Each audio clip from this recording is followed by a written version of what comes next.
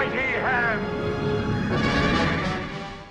Most people are familiar with the biblical story of the Exodus, where Moses led the 12 tribes, as they were called, to settle in what is now Israel.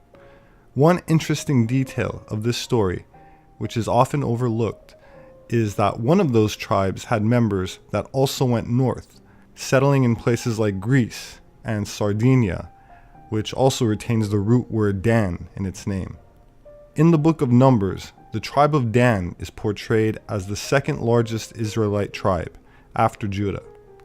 That said, Danoi, used 138 times in the Iliad, are Greek people that Homer identifies as the besiegers of Troy, the Mycenaeans.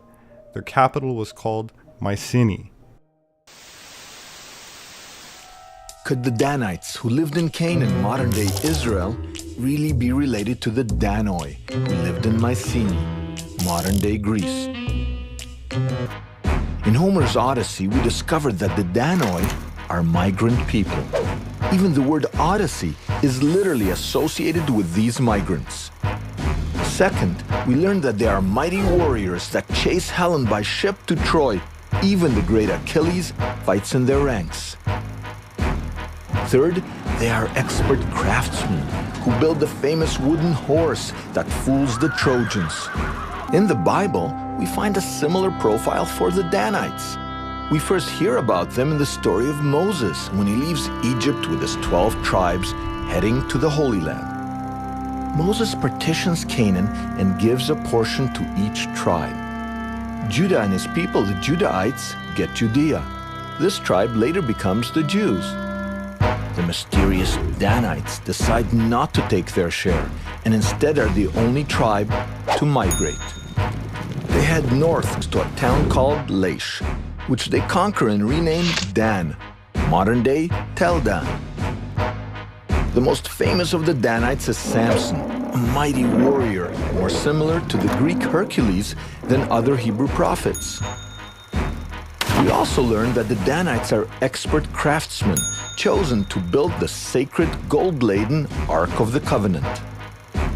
During the Exodus from Egypt, some Danites traveled by land to Canaan, while others migrated north by ship to the Aegean. The Danites were seafarers. After leaving Egypt with Moses, some of the Danites may have migrated north by sea and ended up in an area of the Aegean called Mycenae, to become the Danoi written about in Homer's Iliad. But can we find archaeological evidence of this migration? Amazingly enough, right after the Jews leave Egypt, vast quantities of gold mysteriously appear in Mycenae, in what are called shaft tombs. To add to the striking discovery, archaeologists believe this gold came from Egypt. But do we have a reason to think the gold came via the Danites? When the Danites helped build the Ark of the Covenant, they covered it in gold, so we know that they are expert goldsmiths.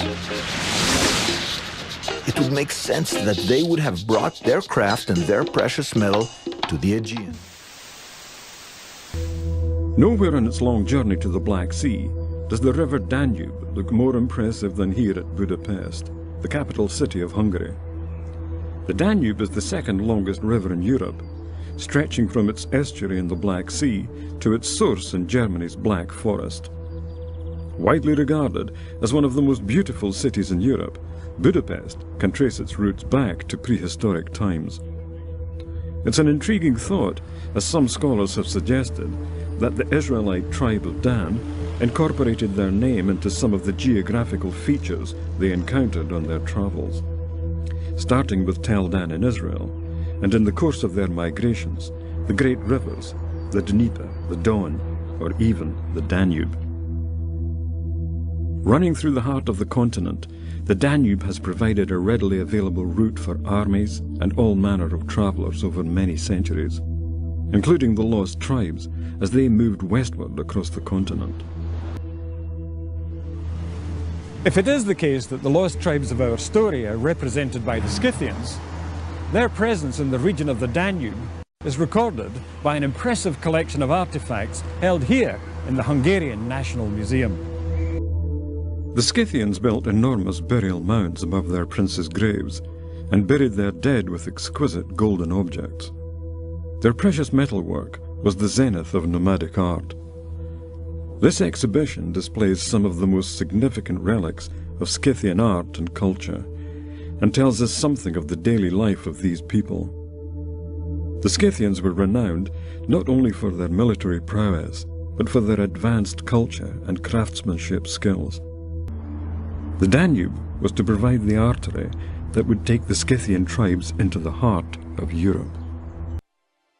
By the 6th century BC, successive waves of Scythian attacks overtook much of pre-Roman Iron Age Poland and Germany. In the years since the end of the Cold War, what was East Berlin has undergone an extensive restoration program.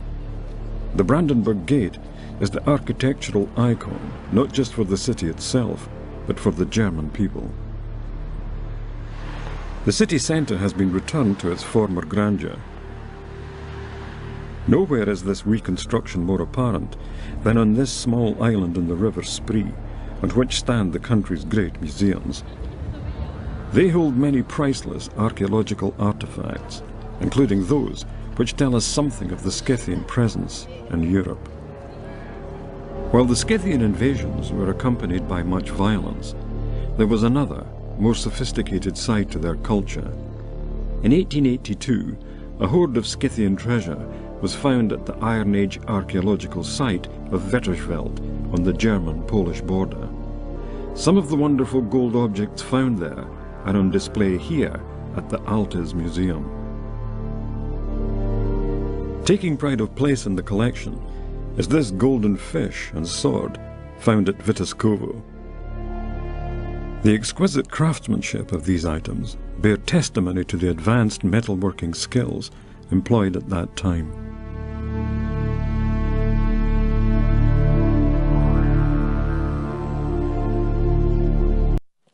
Historians claim that the Scythians were the ancestors of the Anglo-Saxons who invaded Britain after the Roman withdrawal. The historian Sharon Turner, in his History of the Anglo-Saxons, says, "The Anglo-Saxons, Lowland Scots, Normans, Danes, Norwegians, Swedes, Germans, Dutch, Belgians, Lombards, and Franks have all sprung from that great fountain of the human race, which we have distinguished by the terms Scythian, German, or Gothic." The Roman historian Tacitus and the geographer Ptolemy name the river Elbe in the lower half of the Jutland Peninsula as the places inhabited by the Angles and Saxons before they came to Britain. It's also interesting to note that the British historian Nennius, in his account of the arrival of Hengist and Horsa in England, states that messengers were sent to Scythia for reinforcements. It is therefore possible to trace our Anglo-Saxon ancestors back not only to northern Europe, but to South Russia, and finally to Media, where the Israelites were placed in captivity. The treasures found at Sutton Hoo are to be seen on display at the British Museum, where this impressive helmet takes pride of place. Other items of significance in the collection include the king's shield and sword. These magnificent silver bowls clearly show the Star of David, which suggest a Middle Eastern connection. The native British came to be made up not only of the Cimmerian Celts and Scythian Anglo-Saxons, but also Vikings and Normans. Anthropologists, such as E.A. Freeman of Trinity College, Oxford, in his Origin of the English Nation, describes the native Britons as a union of various tribes of the same stock, which passed over from the old Teutonic mainland to grow up as a new people. The Encyclopedia Americana records the Scythians arrived in the region of South Russia about 700 BC. Assyrian documents place their appearance on the shores of Lake Urmia, just south of Armenia, in the time of King Sargon, around 700 BC, a date which closely corresponds with that of the first establishment of the first group of Scythians in southern Russia, at the very time that the 10 tribes of Israel were fleeing from the final Assyrian invasion. The Encyclopedia Britannica states the terms Saka or Saki and Scyths or Scyths are regarded as synonymous. The famous Greek historian Herodotus wrote that the Persians called the Scythians Saki. In rabbinic literature, the kingdom of Ashkenaz was first associated with the Scythian region, then later with the Slavic territories, and from the 11th century onward with Northern Europe, and was centered on the Rhineland in what is now the westernmost part of Germany. The oldest Nordic historians write that the Nordic and Germanic peoples trekked from the Middle East to North Europe under the leadership of a priest chieftain, Odin. The Norwegian explorer Thor Heyerdahl, internationally famous for the Kon-Tiki expedition, wrote in his final unpublished book that the ancestors of the Nordic and Germanic people came from Azerbaijan, which is near modern Turkey.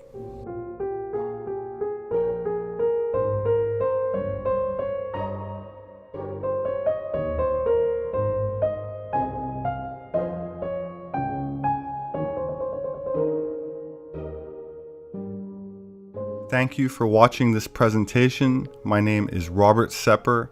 I'm an independent anthropologist. Please share this video if you learned something today. I rely on word of mouth and greatly appreciate the positive reviews, comments, and would like to remind you to subscribe to my channel to be notified of new video uploads. Thank you to those who have been supporting me through Atlantean Gardens, the nonprofit organization that disseminates my work. Please continue pursuing truth no matter where it leads, and I will see you next time.